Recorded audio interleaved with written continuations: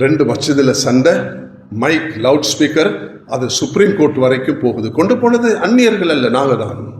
இந்த லவுட் ஸ்பீக்கரில் தராவி தொழுறது, இஷா தொழுவிக்கிறது. அல்லாஹ்வுக்காக பயந்துக்கோங்க நிர்வாகிகள். ஏன் இந்த வேலை செய்கிறீங்க? ரோட்டில் போகிறவங்களுக்கா தொழுவிக்கிறீங்க? மஸ்ஜிதில் உள்ளவங்களுக்கு தொழுவிக்கிறீங்க. அல்லாஹு தஆலா நம் மீது கொண்ட தனிப்பெரும் அருள் காரணத்தினால், அன்பின் காரணத்தினால் நமக்கு இன்று ஹஜ்ஜுடைய மாதங்களில் ஒன்று சேரக்கூடிய பாக்கியத்தை அல்லாஹ் தந்திருக்கிறான். ஷவ்வால், ஜுல்காதா, ஜுல்ஹிஜ்ஜா, இந்த 3 மாதங்களும் அஷ்ஹுருல் ஹஜ் என்று அழைக்கப்படுகிறது.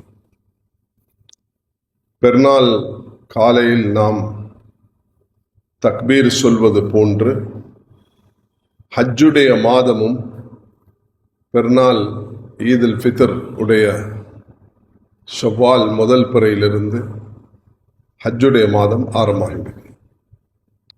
அதுக்கு குர்ஆன் அல் ஹஜ்ஜு அஷ்ஹுரும் மாலுமாத், ஹஜ் என்பது அறியப்பட்ட அந்த 3 மாதங்கள், அதிலும் குறிப்பாக ஷவ்வால், ஜுல்காதா, ஜுல்ஹிஜ்ஜாவுடைய 13 நாட்கள், ஆரம்பம் 10, அதோட 3, 13 நாட்கள்.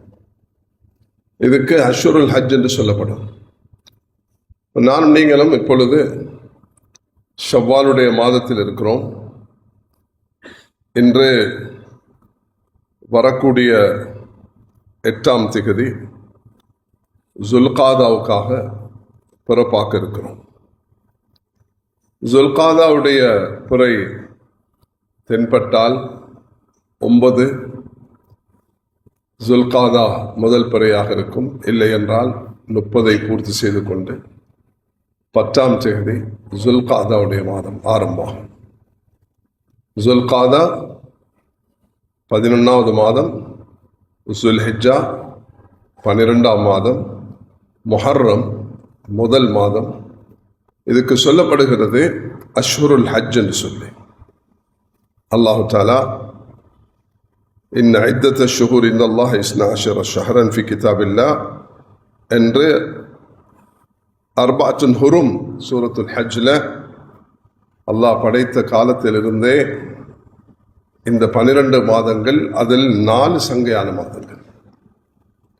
நாம் எதிர்நோக்கக்கூடிய ஜுல்காதா 12ஆம் மாதம் 11, ஜுல்ஹஜ் 12, முஹர்ரம் அது முதல் மாதம்.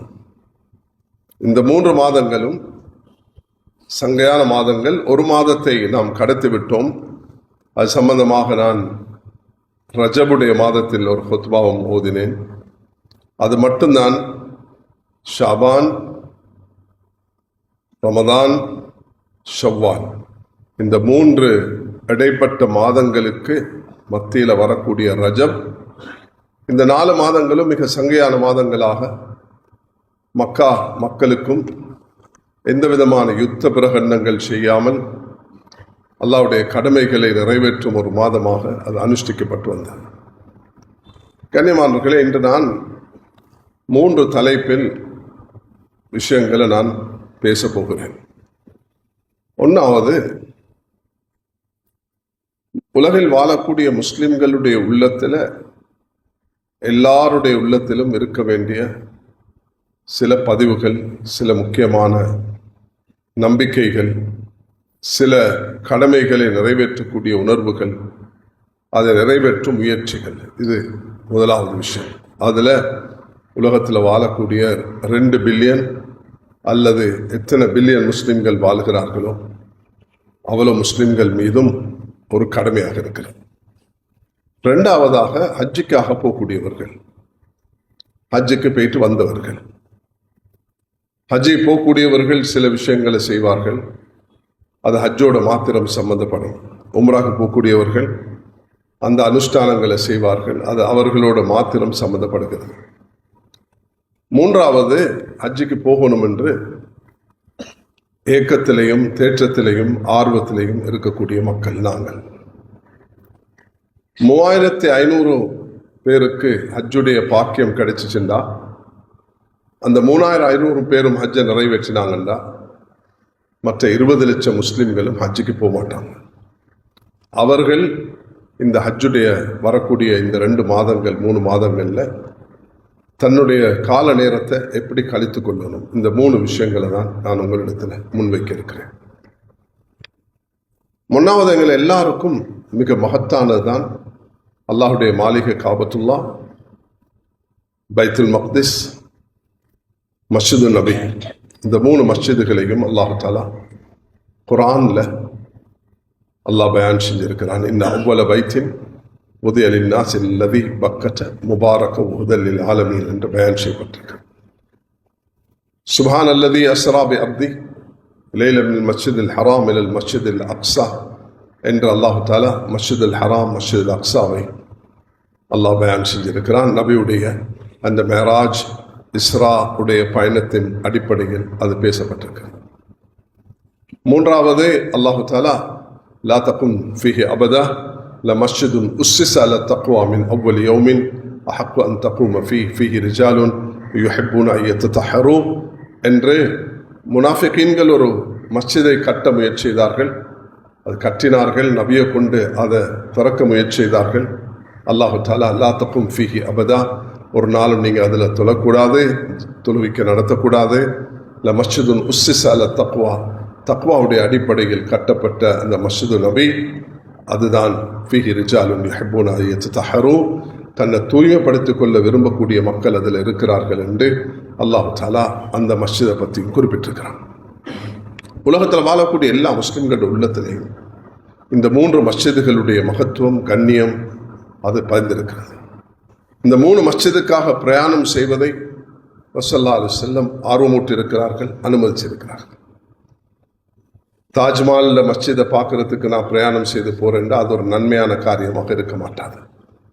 டில்லி ஜாமா மஸ்ஜிதை பார்க்க போறேன்னு சொன்னால், ஸ்பெயினில் உள்ள மஸ்ஜிதை பார்க்க போறேன்டா அது ஒரு இபாதத்தாக கருதப்பட மாட்டாது. அது ஒரு பிரயாணம், மஸ்ஜிதுகளில் ஒரு மஸ்ஜித். ஆனால் பிரயாணம் செய்து போறதுக்கு ஒரு மனிதனுக்கு உற்சாகப்படுத்தப்பட்டிருக்கக்கூடிய 3 மஸ்ஜிதுகள், அது மஸ்ஜிதுல் ஹராம், அல் மஸ்ஜிதுல் நபவி, மஸ்ஜிதுல் அக்ஸா. அல்லாஹ் தாலா எங்களோட உள்ளத்தில், முஸ்லிம்களுடைய உள்ளத்தில் என்றும் இதுக்குரிய கண்ணியத்தை, மரியாதையும், அதுக்குள்ளே அந்த கடமைகளை நிறைவேற்றக்கூடிய பாக்கியத்தையும் அல்லாஹ் நம் அனைவர்களுக்கும் தந்தருவானா.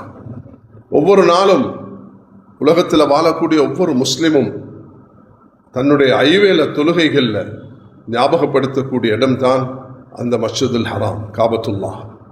உசல்லி ஃபர்த் என்று சொல்லி அவருடைய ஃபர்து, நஃபில், சுன்னத், ஜனாதா, இஸ்திஸ்கா எந்த தொழுகையாக இருந்தாலும் அவர் காபத்துல்லாவை நோக்கி தான் தொழக்கூடியவராக இருக்கிறார். அதனால ஒவ்வொரு முஸ்லிமுடைய தினம் தன்னுடைய வாழ்நாளோட சம்பந்தப்படக்கூடிய ஒன்று தான் இந்த காபத்துல்லா, இந்த மஸ்ஜிதுல் ஹராம் என்பது. உள்ளத்தோட அது யார் ஹஜ்ஜிக்கு போகிறாங்களோ, ஹஜ்ஜிக்கு போகலையோ, அல்லாஹ் எல்லா முஸ்லிம்களுக்கும் கொடுத்திருக்கக்கூடிய பாக்கியத்துக்கு நாங்கள் எல்லாரும் நன்றி செலுத்த கடமைப்பட்டிருக்கோம். கண்ணியமானவர்களே, இந்த மனப்பதிவோட ஹஜ்ஜிக்கு போகாதவர்கள் தான் அதிகம். ஹஜ்ஜிக்கு போகக்கூடியவர்கள் மிக சொற்பம். முஸ்லிம்களுடைய உலகத்துடைய பாப்புலேஷன் எடுத்து பார்த்தா இலங்கையில் இந்த கடந்த சில வருடங்கள் தான் அது 3000, 5000, 6000 ஹஜ்ஜிக்கு போகக்கூடியவர்களுடைய எண்ணிக்கை கூடி இருக்கின்றன. இல்லைன்னா 50, 60, 100 இப்படி தான் மக்கள் ஹஜ்ஜுக்கு போனார்கள். அல்ஹம்துலில்லாஹி பிநிஅமதிஹி தத்திம்மு ஸாலிஹாத். அல்லாஹ்வுடைய தனிப்பெரும் அருள், அல்லாஹ் தஆலா இப்போ எங்களுக்கு இந்த பாக்கியத்தை தந்திருக்கிறான். ஹஜ்ஜுக்கு போகாதவர்கள் தன்னுடைய நியத்தை உறுதிப்படுத்தி கொண்டு, துஆல ஈடுபட்டு கொண்டு, தன்னுடைய பொறுப்பான காரியங்களை செய்து கொண்டிருக்கக்குள்ள சுப்ஹானல்லாஹ், அல்லாஹு தஆலா அவர்களுடைய அந்த நியத்தை கபூல் செய்து அதுக்குரிய கூலியையும் அல்லாஹ் நசீபாக்குறான். உவைசுல் கர்னி ரஹ்மத்துல்லாஹி அலைஹி, யமன், மதீனா, மிச்ச தூரம் இல்லை, சவுதிக்கு அடுத்து இருக்கக்கூடிய நாடுதான் யமன். அவர்களுக்கு நபியுடைய வாழ்நாளில் நபியை சந்திக்கக்கூடிய நல்ல சந்தர்ப்பம் இருந்தது. ஆனால் அது அந்த பாக்கியத்தை அவர்கள் அடையவில்லை. அவர்கள் ஒரு சஹாபி ஆகவில்லை. ஆனால் அவர்கள் மிக மதிக்கப்பட்ட ஒரு மனிதராக, நபி அவர்களை காணாமலும், நபியுடைய காலத்தில் மதீனாக்கு வந்து நபியை ஜியாரத் செய்யாமலும் ஒரு சஹாபி ஆகவில்லை என்றிருந்தும் நபி அவர்களுடைய பார்வையில் மிக சங்கையான ஒரு மனிதராக கருதப்பட்டார்கள். சில காரியங்களை செய்ய மாட்டார்கள், ஆனால் அவருடைய உள்ளத்தில் அதுக்கு துடிப்பு இருக்கும், அதுக்குரிய நன்மை அவர்கள் அடைந்து கொள்வார்கள். நாளை கியாமத்து நாளையில் சில மனிதர்கள் ஹாஃபிஸ்களாக, ஆலிம்களாக அந்த ஜும்ரால், அந்த கூட்டத்தில் அவர்கள் எழுப்பாட்டப்படுவார்கள். காரணம், ஆலிமாக வேண்டும், ஹாஃபிஸாக வேண்டும் என்று அந்த விருப்பத்தில் முயற்சி செய்தவர் அதை அடைய முடியாமல் மௌத்தாகிவிட்டார். ஹஜ்ஜு செய்ய வேண்டும் என்றவரும் அதே நன்மைகள் உள்ளவராக அவர் நாளைக்கு கருதப்படுவார். எப்படி உவைசுல் கர்னி நபி அவர்களை சந்திக்க வேண்டும் என்று ஆசைப்பட்டார். ஆனால் நபி அவர்கள் செய்தி அனுப்பியிருந்தார்கள், உவைஸ், உன்னுடைய தாய்க்கு ஊழியம் செய்வது என்னை சந்திப்பதை விட அது பாக்கியம் உள்ளது. சிலதை இழப்பாங்க, சில அடிப்படையை அடைகிறதுக்காக வேண்டி. இலக்கென்னது அல்லாட கட்டளை. நல்ல இதை மனசுல பதிய வச்சுக்கோங்க. யாருக்கு எது அல்லாட கட்டளை வருகிறதோ அதை நிறைவேற்றதான் அவருக்கு வெற்றி இருக்குதே தவிர தன்னுடைய மன இச்சையின்படி ஒன்றை செய்யறதுல ஒன்றை அடைய முடியாது. அதனால எப்பொழுதும் எனக்கு அல்லாட கட்டளை என்னது. உவைசுல் கர்னி அவர் பார்த்தார், நபியுடைய தூது எனக்கு வந்திருக்குது, நான் என் தாயோடு தான் இருக்கணும். தாய்க்கு ஊழியம் செய்தார். நபி அவங்க மௌத்தாயிட்டாங்க. அவர் அந்த காலத்தில் வாழ்ந்தும் அவர் சஹாபியாக முடியல. ஒரு நாள் உமர் ரலியல்லாஹு அன்ஹு அவர்கள் உம்ராக்கு போறாங்க. யா ரசூலல்லாஹ், நான் உம்ராக்கு போறேன். நபி அவர்கள் சொன்னார்கள், உமர், நீ என்ன உண்ட துவால மறந்துடாத. சிறிய சகோதரர் உகை என்று நபி அவர்கள் உமரை அழைத்து சொன்னார்கள்.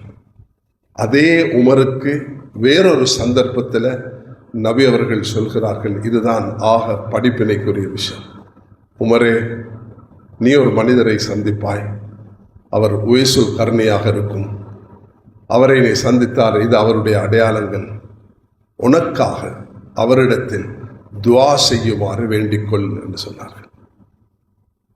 அப்ப நபியை சந்திக்காமலும் ஒரு உயர்ந்த மனிதராக இஸ்லாமிய கண்ணோட்டத்தில் அவர் பார்க்கப்படுகிறார். இது போன்ற ஏராளமான சில நல்ல நீயத்துகள்ல மனிதர்கள் வாழ்வார்கள். அவர்களுக்கு அதை செய்ய முடியாமல் இருக்கும். ஆனால் அல்லாஹ் அவர்களுக்கு அதுக்குரிய கூலியை நசீபாக்குவான். கண்ணியமானவர்களே, யாருமே சோர்வடைய இஸ்லாத்தில் தீன்ல எனக்கு இது கிடைக்கலையே அது கிடைக்கல என்று மனசோர்வு அடைய தேவையில்லை. தன்னை ஈமானோட, நம்பிக்கையோட, நீயத்தோட அந்த நேரத்தில் தனக்கு விதிக்கப்பட்ட கடமைகளை நிறைவேற்றி கொண்டு ஒரு மனிதன் பயணிக்கும் பொழுது அல்லாஹ் தஆலா அதில் பல கயிறுகளை ஏற்படுத்துகிறான். ஆக எல்லாரும் பொதுவாக உள்ளத்தில் பதிய வைக்க வேண்டிய சில விஷயங்களை நான் குறிப்பிட்டேன். அதே நேரத்தில் ஹஜ்ஜுக்கு போக முடியாமல் மௌத்தாகக்கூடிய ஏராளமானவர்கள் இருப்பார்கள். ஆனால் நியத்து வைத்திருப்பார்கள், துவா கேட்டிருப்பார்கள். அது ஒன்றும் வீணாக மாட்டாது. அல்லாஹு தஆலா நியத்துக்குரிய கூலிய நிச்சயமாக நாளை கியாமத்து நாளையில ஒவ்வொருவருக்கும் வழங்க இருக்கிறான். ஹஜ்ஜை முடித்தவர்கள், ஹஜ்ஜுக்கு போகக்கூடியவர்கள், ஒரு சாரார் ஹஜ்ஜை முடித்தவர்கள் இருக்கிறோம். அல்லாஹ்க்கு நாங்கள் எப்பொழுதுமே ஷுக்ர் செய்ய வேண்டும். وَمَن يُعَظِّمْ شَعَائِرَ اللَّهِ فَإِنَّهَا مِن تَقْوَى الْقُلُوبِ. அல்லாஹுடைய மாளிகை, அவைகளை நாங்கள் சங்கப்படுத்தினா அல்லாஹ் அது தக்வாவுடைய அடையாளம் என்பதாக சொல்கிறான்.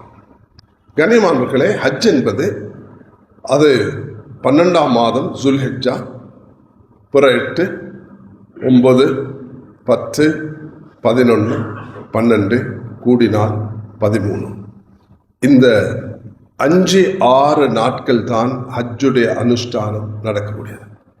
அரஃபா, முஸ்தலிஃபா, மினா, மினா, அரஃபா, முஸ்தலிஃபா, இந்த இடங்கள் இந்த பிற 9, 10, 11, 12, 13 இந்த நாட்கள் மட்டும்தான் இந்த இடம் இபாதத்துக்குரிய இடம். வேற ஒரு நாள்லையும் போய் அந்த இபாதத்தை செய்ய முடியாது. ஆக ஹஜ்ஜுக்கு போகக்கூடியவர்களுக்கு கிடைக்கக்கூடிய ஒரு சந்தர்ப்பமாக, பாக்கியமாக அமைகிறது அவர்களுடைய இந்த விஷயங்களை செய்வது. உம்ராக்கு போகக்கூடியவர்கள் எல்லா காலத்திலையும் தன்னுடைய 4 கடமைகளை காபத்துல்லாலே முடிச்சு கொள்வார்கள். யலம்லம், ஜுல்ஹுலைஃபா, கர்னுல் மனாசில் என்று அழைக்கப்படக்கூடிய மீகாத், ஹஜ்ஜிக்காக உம்ராவுக்காக எஹ்ராம் அணிஞ்சு தல்பியா லப்பைக் அல்லாஹும்ம லப்பைக் லப்பைக் லா ஷரீக லக லப்பைக் இன்னல் ஹம்த வன் நிஅமத லக வல் முல்க் லா ஷரீக லக் என்ற அந்த தல்பியாவுடன் அவர்கள் அந்த இடத்தை எஹ்ராமுடன் அடைவார்கள். மக்கால இலங்கையிலிருந்து போகக்கூடியவர்கள் யலம்லம் அல்லது கர்னுல் மனாசில் என்று சொல்லக்கூடிய அந்த இடத்தை நாம் மீகாத்தாக அடைகிறோம். அந்த மீகாத்தை தாண்டி போய் மக்கால தவாஃப் 7 சுத்து செய்தாச்சு.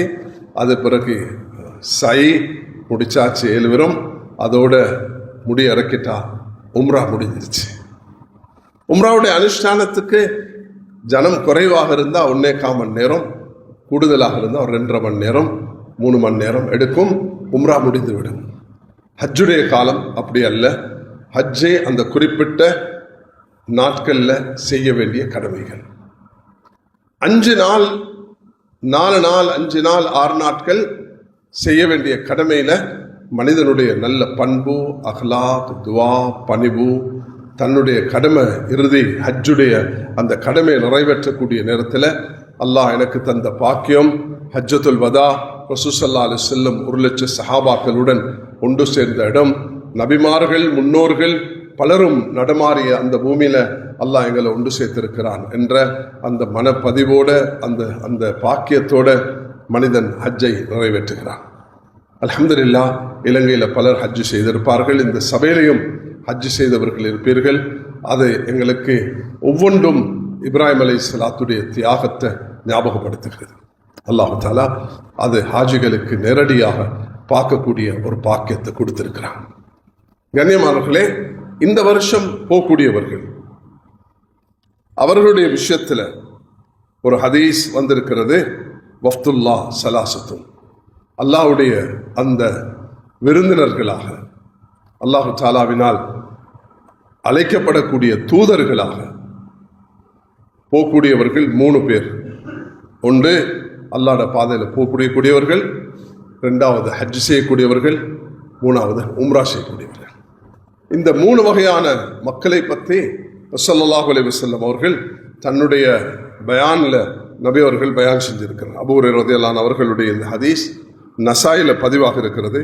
கால ரசூலுல்லாஹி ஸல்லல்லாஹு அலைஹி வஸல்லம் வஃப்துல்லாஹ் ஸலாஸத்துன் அல் காஸி வல் ஹாஜ் வல் முஅத்தமிர். இமாம் நசாய் அவர்கள் இந்த ஹதீஸை பதிவு செய்திருக்கிறார். ஹஜ்ஜுக்கு போகக்கூடியவர்களுக்கு இந்த பாக்கியத்தை அல்லாஹ் நசீபாக்குறான். காபத்துல்லாவை அவர்கள் தவாஃப் செய்கிறார்கள். அங்கு அவர்கள் அந்த அன்பையும் உறவையும் அவர்கள் அங்கு காண்கிறார்கள். அல்லாஹு தாலா இப்ராஹிம் அலைஹிஸ்ஸலாத்துடைய அந்த அடையாளங்கள் ஃபத்தஹிது மின் மகாம் இப்ராஹிம் முஸல்லா என்ற அந்த பாக்கியத்தை அடைகிறார்கள். தல்பியா உடைய அந்த முழக்கத்தோடு அவர்கள் குர்பான், முடியறக்கிறது போன்ற அமல்களில் ஈடுபடுகிறார்கள். அதே நேரத்தில் அவர்களுக்கு மினால தரிப்பட்டு கல்லெறியக்கூடிய ஜமராத்துகளுக்கு கல்லெறியக்கூடிய அந்த சந்தர்ப்பமும் அவர்களுக்கு நசீபாகிறது. கண்ணியமானவர்களே, இந்த பாக்கியங்களை அடையக்கூடிய மக்கள் ஹாஜிகள் இந்த வருஷம் ஹஜ்ஜுக்கு போகக்கூடிய ஒரு பெரிய சோதனையை நாங்கள் சென்ற நாட்களில் முகம் கொடுத்தோம். இதுக்கு பிறகு அப்படியான ஒரு நிலைமை வரக்கூடாது. ஹஜ்ஜுடைய கோட்டா விஷயத்தில் ஹைகோர்ட், சுப்ரீம் கோர்ட் இதுகளுக்கெல்லாம் போய் ஒரு பெரிய பிச்சாட்டத்துக்கு பிறகு சுப்ரீம் கோர்ட்டுடைய தீர்வு வந்து இப்போ மக்கள் ஹஜ்ஜுக்கு ஆயத்தமாகக்கூடிய நிலைமையில் இருக்கிறோம். சில கவலைக்குரிய விஷயங்கள் மேலான சகோதரர்களே, எப்பொழுதும் ஒற்றுமையை பேணி பாதுகாக்கணும். ஒற்றுமையில் பிளவு வந்துச்சுன்னு சொன்னால் நாங்கள் எங்களுக்கு கிடைக்கக்கூடிய நியாமத்துகளை இழந்து விடுவோம். ஸல்லல்லாஹு அலைஹி வஸல்லம் ஒரு நாள் வெளியே வந்து சொன்னார்கள், மதீனால ஒரு சிலருடைய சண்டையின் காரணத்தினால் இன்றுதான் லைலத்துல் கத்ருடைய இரவு என்று அல்லாஹ் அறிவிக்க இருந்ததை உயர்த்தி விட்டான். காரணம் சண்டை செஞ்சு கொண்டது. இமாம் புகார் ரஹ்மத்துல்லாஹி அவர்கள் ரஃப்உ மாரிஃபத்தி லைலத்துல் கத்ர் என்று ஒரு தலைப்பிட்டே ஒரு ஹதீஸை பதிவு செய்கிறார்கள். அந்த லைலத்துல் கத்ருடைய இரவு எந்த நாள் என்ற அறிவை அல்லாஹ் உயர்த்தி கொண்டான். காரணம் 2 முஸ்லிம்களுக்கு இடையில வந்த சண்டை. அதனால் இந்த நாட்டு முஸ்லிம்கள், இந்த நாட்டில் ஹஜ்ஜுக்கு போகக்கூடியவர்கள், ஹஜ் குரூப்புகளை நடத்தக்கூடியவர்கள், இந்த நாட்டில் ஹஜ் கமிட்டி, இந்த நாட்டில் உள்ள எல்லாரும் இதை மதிச்சு நடக்கணும், விட்டு கொடுப்போட நடக்கணும். எதையும் எங்களுக்குள்ள விட்டு கொடுப்போட தூர் நோக்கோட சட்டங்களை மதிச்சு ஒவ்வொருவரும் நடந்து கொள்றதன் மூலமாக நாங்கள் இந்த விஷயங்களை கோர்ட்டு கச்சேரிக்கு எடுத்து அவல நிலைமைகளில் ஆளாகி விடாமல் பாதுகாக்கணும். ஏன் இதை சொல்றேன்டா, எதிர்காலத்தில் இப்படியான விஷயங்கள் நடக்காமல் இருக்கவும், நாங்கள் ஒற்றுமையாக இந்த பயணத்தை கொண்டு போறதுக்கும், நாங்கள் எங்களோட விஷயங்களை கடந்த காலங்களில் நாங்கள் பலத்த சோதனை அனுபவிச்சிருக்கிறோம். மேலான சோதனை எல்லாரும் இதை படிப்பினையாக எடுக்க வேண்டும். எங்களுக்கு அல்லாஹ் ரசூலுக்கு எதிராக, குர்ஆனுக்கு எதிராக, முஸ்லிம்களுக்கு எதிராக 2010 யுத்தம் முடிச்சத்திலிருந்து பலத்த சோதனையை நாங்கள் அனுபவித்து வந்தோம். அதுக்கு பல காரணங்கள் இருக்கலாம். ஜியோ பாலிட்டிக்ஸ், உலகத்துடைய அந்த சூழ்ச்சி, இஸ்லாமோஃபோபியா, இதெல்லாம் காரணமாக அமைகிறது எங்களுக்கு உள்ள இருக்கக்கூடிய அந்த சண்டைகள் தான். ஏராளமான கேசஸ் போலீஸில் பதிவாக இருக்குது, ஏராளமான கேசஸ் கோர்ட்டுக்கு போயிட்டு இருக்குது. 2 மஸ்ஜிதுகளில் சண்டை, ஒரு மஸ்ஜிதில் கொலை விழுது, 2 மஸ்ஜிதில் சண்டை, மைக் லவுட் ஸ்பீக்கர், அது சுப்ரீம் கோர்ட் வரைக்கும் போகுது. கொண்டு போனது அந்நியர்கள் அல்ல, நாங்கள் தான்.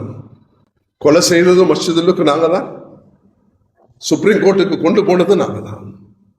முஸ்லிம்கள் சண்டை பிடிச்சே லவுட் ஸ்பீக்கரை நீ இவ்வளோ பாவிக்கணும், இப்படி பாவிக்கணும், முறை தவறி இந்த லவுட் ஸ்பீக்கரில் தராவி தொழுறது, இஷா தொழுவிக்கிறது.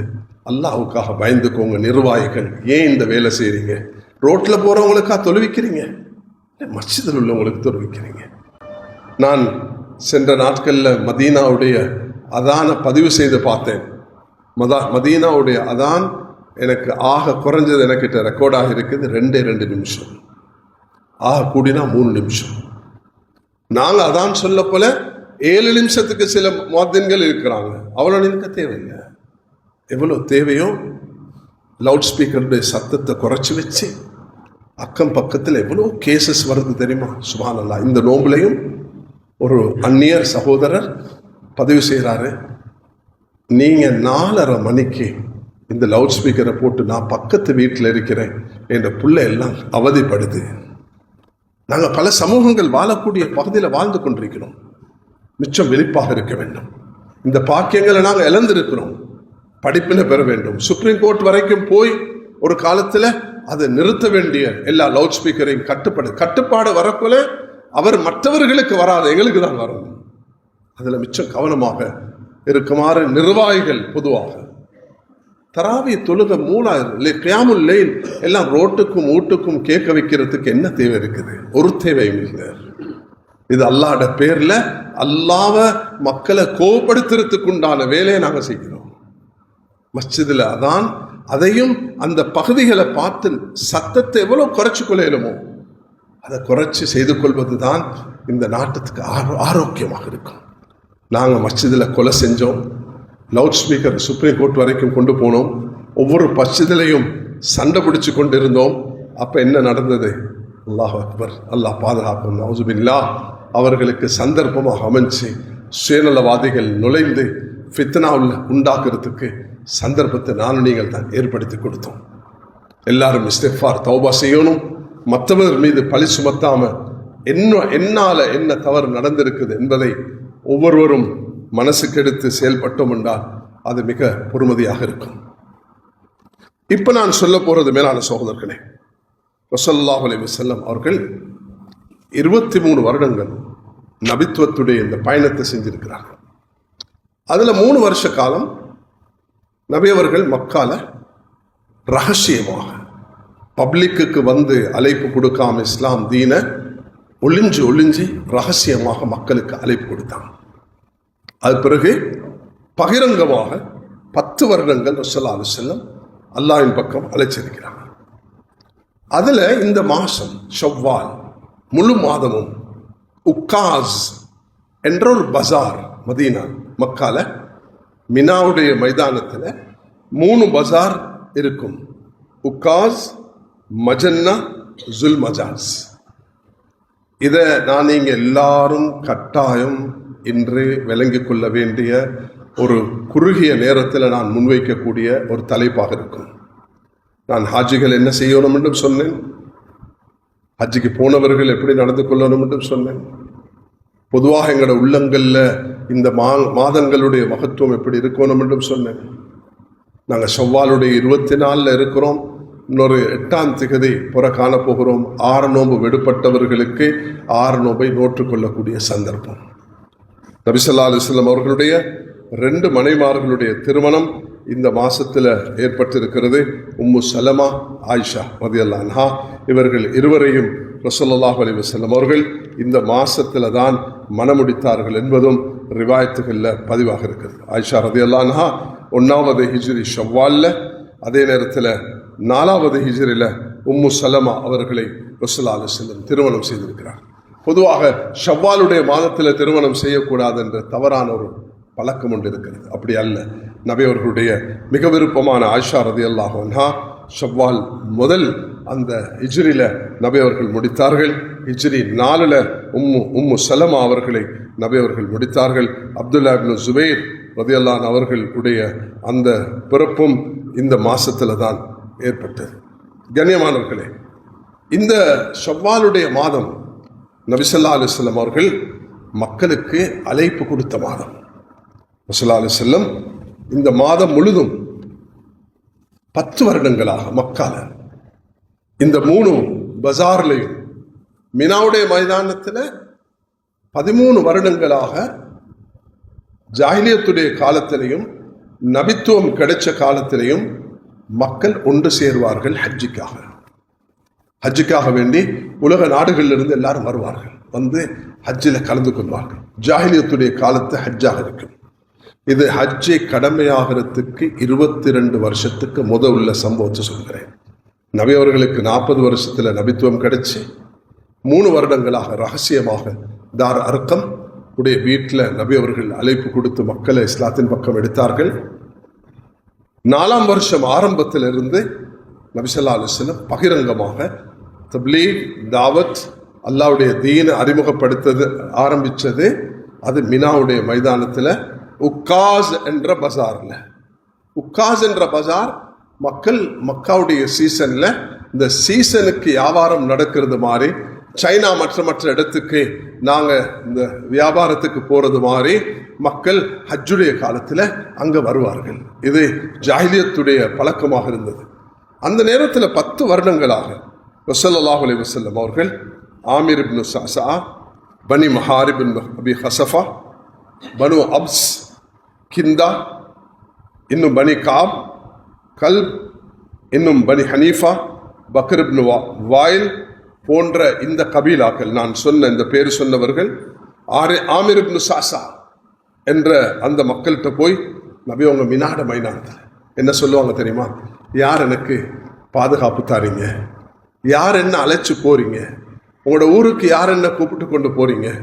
நான் மக்களை கஷ்டப்படுகிறேன், என்ற மார்க்கத்தை இங்கே ஏற்றுக்கொள்றாங்க இல்லை, நீங்க யாரை கொண்டு போறீங்க என்று சொல்லி தொடர்ச்சியாக ஸல்லல்லாஹு அலைஹி வஸல்லம் 10 வருடங்கள் இந்த ஷவ்வால் வரக்கூடிய ஜுல்காதா, ஜுல்ஹிஜ்ஜா அது எப்படி நடந்திருக்குதுண்டா, உக்காஸ் என்ற அந்த பஜார்ல ஷவ்வால் முழு மாதமும், இன்றைக்கு 24ண்டா இந்த மாதம் முடியும் வரைக்கும் ஸல்லல்லாஹு அலைஹி வஸல்லம் மினாவுடைய மைதானத்துக்கு 10 வருஷமாக தொடர்ச்சியாக போய்த்து இந்த ஹிஜ்ரத் செய்யும் வரைக்கும் இந்த பணியில் ஈடுபட்டிருக்கிறார்கள். உக்காஸில் போய்த்து மையன் சுருணி மையுக்வீனி, யார் எனக்கு பாதுகாப்பு தாரீங்க, யார் எனக்கு தஞ்சம் தாரீங்க, யார் எனக்கு உதவி செய்றீங்கன்னு கேட்பாங்க. அந்த நேரத்தில் சிலர் மிருதுவாக நடந்து கொள்வாங்க, சிலர் கடினமாக நடப்பாங்க.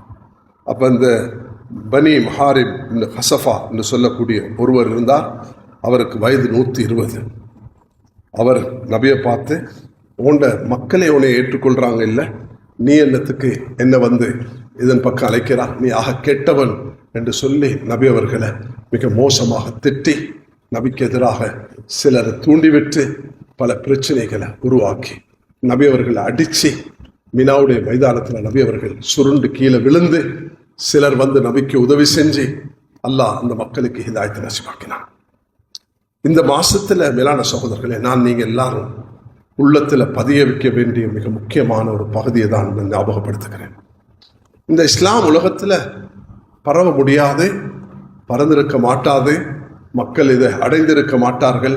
சஹாபாக்கள் மக்கா மதீனா எங்களுக்கு மிச்சம் சங்கையான இடம், நாங்கள் இங்கே வாழ்ந்து இங்கே மௌத்தாகணும் என்று நினைச்சிருந்தா இந்த தீன் உலகத்துக்கு போயிருக்க மாட்டார். நபியவர்கள் சஹாபாக்களை உற்சாகப்படுத்தினாங்க, உலகத்தில் நாலாபுறமும் போய் இந்த தீனை நீங்கள் அறிமுகப்படுத்தணும், தீனுடைய தூதை எத்தி வைக்கணும். குந்தும் ஹைர உம்மத்தின் உக்ரிஜத் லின்னாஸ் தஅமுருன பில் மஅரூஃப் வ தன்ஹவுன அனில் முன்கர் துஅமினுன பில்லாஹ் என்ற இந்த தூதை மிக தெளிவாக, நீங்கள் சிறந்த உம்மத், நலவை கொண்டு ஏவி தீயதை விட்டு தடுக்கக்கூடியவர்கள் என்றது உங்களோட மனதில் உறுதியாக இருக்க வேணும். சஹாபாக்களுடைய எண்ணிக்கை ஹஜ்ஜத்துல் வதால 1,24,000 என்று நாங்கள் எல்லாரும் அடிக்கடி கேள்விப்படுகிறோம். ஆனால் மௌத்தாயின ஜனாசாவை எண்ணி பார்த்தீங்கன்னா மக்கா மதீனா எல்லாமே 10,000 பேர் தான் அடக்கம் செய்யப்பட்டுகிறாங்க. இந்த 1,00,000 சொச்ச சஹாபாக்கள் எங்க போனாங்க? உலகத்தில் நாலாபுறமும், எகிப்துக்கு போங்க, மொரோக்கோக்கு போங்க, டூனிஸுக்கு போங்க, அல்ஜீரியாவுக்கு போங்க, நீங்க ஈரானுக்கு வாங்க, ஈராக்குக்கு வாங்க, லிபியாவுக்கு போங்க, உலக நாடுகளில் பிரயாணம் செய்து பாருங்க. நான் ஒரு ஊருக்கு போனேன், பாகிஸ்தான் பார்டர், அதோட தொடர்ந்து ஈரான், அதுக்கு பேர் பஞ்ச்கோர் என்று சொல்றது. பெர்ஷியன் லாங்குவேஜில் பஞ்ச்கோர் உண்டா 5 கபர்கள். உமர் ரலியல்லாஹு அன்ஹு ஆட்சி காலத்தில் ஒரு சஹாபாக்களுடைய ஒரு ஜமாத் வந்தது. தொடர்ச்சியாக மதீனாலிருந்து வந்த அந்த ஜமாத்துகள், அந்த படைகள் ஈராக்கை தாண்டி ஈரானை வந்து சேர்றாங்க. யஸ்தஜர் என்ற ஆட்சியாளன் சைனாவுக்கு கடிதம் எழுதுகிறான்.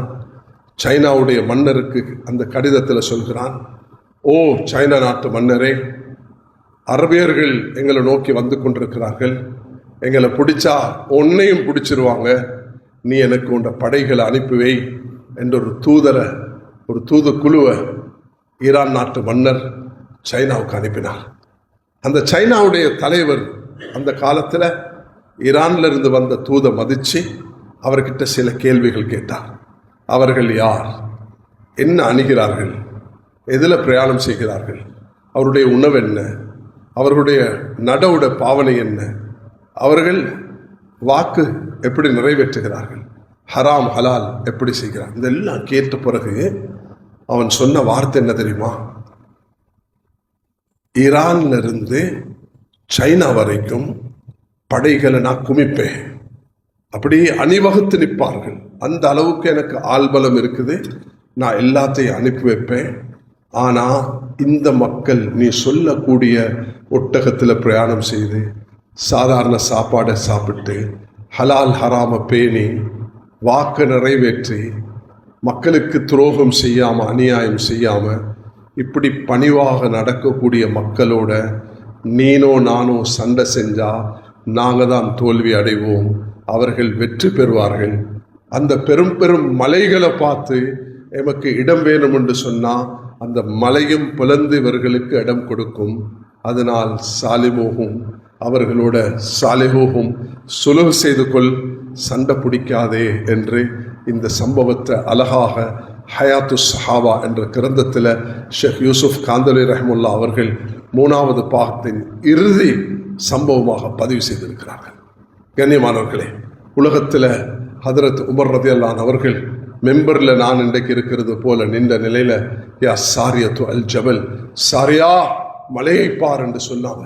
1000 மைல்களுக்கு அப்பால் இருக்கக்கூடிய அந்த பல 100 மைல்களுக்கு அப்பால் இருக்கக்கூடிய சாரியா உடைய அந்த படை மேலே பார்க்கும் பொழுது மேலே எதிரிகள் சூழ்ந்திருக்கிறார்கள்.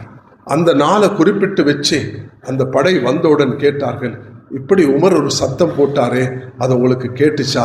ஓ, உமருடைய சத்தம் அன்று வராவிட்டால் நாங்கள்லாம் தோல்வி அடைஞ்சிருப்போம்னு சொன்னார்கள். மொபைல், இன்டர்நெட், இந்த குளோபல் வில்லேஜ் ஒன்றுமே இல்லாத காலத்தில் அன்றைக்கு முல்ஹம் ஹாதி இல் உம்மா, இந்த உம்மத்துடைய முல்ஹமாக அல்லாஹ் உமர் ரலியல்லாஹு அன்ஹு அவர்களை வஹி வரவில்லை, ஆனால் அந்த ஒரு பெரிய மகானாக அல்லாஹ் அவர்களை தெரிவு செய்தார். அதனால் கண்ணியமானவர்களே, என்னுடைய இன்றைய ஜும்மா ஹஜ்ஜுக்கு போகக்கூடியவர்களுக்கு துவா செய்வோம். அவர்கள் எங்களோட தூதர்களாக போகிறார்கள், அவர்களை வழி அனுப்புவோம். இந்த நாட்டுக்கும் உலகத்துக்கும் சாந்தியும் சமாதானத்தையும் கொண்டு வரட்டும். அதே நேரம் ஹஜ்ஜுக்கு போக ஆசை உள்ளவர்கள் யாரும் போகாமல் மௌத்தாக இருந்தால் கவலைப்பட தேவையில்லை. கடைசி வரைக்கும் கேட்டுக்கொண்டே இருப்போம். அல்லாஹ் அனுப்பி வைப்பான். அல்லாஹ் அனுப்பி வைக்க நாடினால் அல்லாஹ்வுக்கு எந்த சிரமமும் கிடையாது. அதே நேரம் ஹஜ்ஜுக்கு போகக்கூடியவர்கள் போகாதவர்கள் எல்லோருடைய உள்ளத்தில் இந்த மஸ்ஜிதுகளுடைய மகத்துவம் கண்ணியம் இருக்க வேண்டும். ஒவ்வொரு நாளும் நாங்கள் அந்த கிப்லா முன்னோக்கி தான் தொழுகிறோம். அல்லாஹ் இடத்துல துவாவும் செஞ்சு கொண்டிருக்கணும். குறிப்பாக பைத்துல் மக்தஸுக்காக துவா செஞ்சு கொண்டே இருக்க வேண்டும். அல்லாஹ் அவர்களுக்கு விமோசனம் கொடுத்து இந்த ஆயிரக்கணக்கான குழந்தைகள் மக்கள் அவதிப்பட்டு ஷஹீதாகி அவர்களுக்கு அல்லாஹ் அந்த அந்தஸ்தை நசீபாக்கணும். உள்ளத்தால நானும் நீங்களும் அதுக்கு துவா செஞ்சு கொண்டே இருக்க வேண்டும். அதே நேரத்தில் எல்லாரும் செய்ய வேண்டிய ஹாஜிக்கு போகாதவர்கள் எல்லோரும் ஷவ்வால், ஜுல்காதா, ஜில்ஹிஜ்ஜா 10 வருடங்களாக நபி அவர்கள் செய்து மதீனாக்கு போய் 10 வருடங்களாக அந்த பணியை நிறைவேற்றி உலகமெல்லாம் இந்த தூதை கொண்டு சேர்க்கக்கூடிய அந்த 1,00,000 சுற்ற சஹாபாக்களுடைய கபர்களை உலகத்திலே நபி அவர்கள் அங்கு போய் மரணிக்க அவர்களுக்கு ஆர்வமூட்டின காரணத்தினால உலகத்தில் நாலாபுறத்திலும் அவர்களுடைய கபர் இருக்கிறது போல நானும் நீங்களும் இந்த ஈமானுடைய கொடியை, இந்த தீனை சுமந்தவர்களாக உலகத்துக்கு இந்த தூதை நாம் எமக்கு மத்தியிலும் என்னுடைய குடும்பம், மஹல்லா, ஊர்வாசிகள் அனைவர்களுக்கும் கொடுக்கிறது போல இந்த ஹஜ்ஜுடைய காலத்தில் நபியவர்கள் ஆதாரபூர்வமாக நபியவர்கள் 10 வருடங்களாக அந்த கடுமையான சூழல்ல கூட என்ன செஞ்சார்கள் என்பதை ஒரு சாராம்சமாக முன்வைத்திருக்கிறேன். நாங்கள் எல்லோரும் சூரத்துல் அஸ்ரை ஓதி வருகிறோம். சூரத்துல் அஸ்ர் தான் எங்களுக்குள்ள தூதாக இருக்கிறது. காலத்தின் மீது சத்தியமாக எல்லாரும் நஷ்டத்தில் ஈமான் கொண்டு நல்லமல்கள் செய்து உண்மையை போதித்து பொறுமையை போதிக்கக்கூடியவர்களை தவிர என்று அல்லாஹ் தஆலா சொல்லியிருக்கிறான். அதனால் வயது வந்த ஆண்கள் பெண்கள் எல்லோருக்கும் சூரத்துல் அஸ்ருடைய அந்த கடமையை நிறைவேற்றுவதற்கு தான் நான் இந்த மினாவுடைய மைதானத்துடைய இந்த ஹஜ்ஜுடைய காலத்துடைய பயணத்தை முன்வைத்தேன். இறுதியாக ஒரு விஷயத்தை ஞாபகப்படுத்திக் கொள்கிறேன். மேலான சகோதரர்களே, குர்பான் கொடுக்கக்கூடிய காலங்கள் வர இருக்கிறது.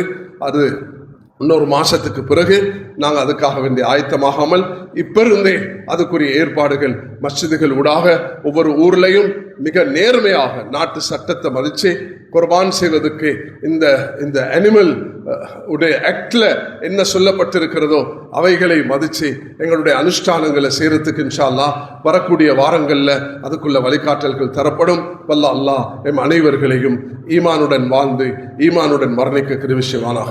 யா மதீனாவுடைய மௌத்தை எமக்கு தருவாயாக. உன்னுடைய பாதையின் மரணத்தை தருவாயாக. பைத்துல் மக்தஸை எமக்கு நீ விடுவிச்சு தருவாயாக. எங்களுடைய காலத்தில் நாமும் போயிட்டு அங்கே தொழக்கூடிய பாக்கியத்தை, எங்களுடைய கடமைகளை நிறைவேற்றக்கூடிய பாக்கிய தருவாயாக. உலகத்தில் அமைதியையும் சாந்தியும் சமாதானத்தையும் ஏற்படுத்தி தருவாயாக. எங்களுடைய நாட்டிலிருந்து போகக்கூடிய ஹாஜிகளுக்கு எல்லா வகையான கயிர்களையும், உலக நாடு ஹாஜிகளுக்கு எல்லா வகையான கயிர்களையும் ஏற்படுத்தி தருவாயாக. மக்கா மதீனாவை யா அல்லாஹ் ஹரம் ஷரீஃப்களை நீ பாதுகாப்பாயாக. யா அல்லாஹ் எங்களுடைய உள்ளத்தில் அதனுடைய மகத்துவத்தை கண்ணியத்தை போட்டு விடுவாயாக. நானும் இங்க வாழக்கூடிய அனைவர்களும் இந்த சபையில கூடியிருக்கக்கூடிய எல்லா மக்களுக்கும் இந்த பரக்கத்தை, ஆஃபியத்தை, கயிற யா அல்லாஹ் உன்னுடைய வீட்டுடைய தரிசனத்தை எங்களுக்கு தருவாயாக. தல்பியாவை லப்பைக் அல்லாஹும்ம லப்பைக் என்ற தல்பியாவை சொன்னவர்களாக உன்னை சந்திக்கக்கூடிய பாக்கியத்தையும் மதீனாவுடைய மௌத்தையும் நமக்கு தருவாயாக. எங்களோட பொருளாதார நெருக்கடிகளை போக்கிடுவாயாக. குடும்ப வாழ்க்கையில நிம்மதியை தருவாயாக. நோய் இல்லாத வாழ்க்கையை தருவாயாக. யாழ்லா எங்களோட கடன் தொல்லைகளை நீக்கிடுவாயாக. வியாபாரத்தில் பஜாரில் கயிற பரக்கத்தை ஏற்படுத்துவாயாக. இந்த மஸ்ஜிதையும் இந்த நாட்டிலே மஸ்ஜிதுகளையும் பாதுகாப்பாயாக. யாழ்லா நடக்கூடிய அரசியல் காலங்களில் இஸ்லாத்துக்கு எதிராக சூழ்ச்சிகள் நடக்காமல் பாதுகாப்பாயாக. இந்த நாட்டுக்கு யாரு தலைவராக வருவதும் எந்த கட்சி பொருத்தமாக கருதுகிறாயோ அதை நீ எமக்கு ஆக்கி தருவாயாக. யா எமக்கு மறைமுகமான உதவியை செய்வாயாக. உடல் பொருள பறக்க செய்வாயாக. இந்த மஸ்ஜிதை நிர்வகிக்கக்கூடிய முன்னோர்கள் யாரெல்லாம் மரணித்து விட்டார்களோ அவர்களுடைய கபர்களை பிரகாசிக்க செய்வாயாக. உயிர் வாழக்கூடியவர்களுக்கு நிம்மதியையும் சந்தோஷத்தையும் கயிறையும் பரக்கத்தையும் ஏற்படுத்தி மேலும் மேலும் கயிறுகளை பரக்கத்துகளை நமக்கு தந்தருவாயாக. வாஹித் அல்ஹம்துலில்லாஹி ரப்பில் ஆலமீன். Thank you for watching. Please remember to subscribe, like, and share our Red Masjid YouTube channel. We appreciate your continued support. May we all be rewarded, and may the Almighty forgive our sins. See you next week, Insha'Allah.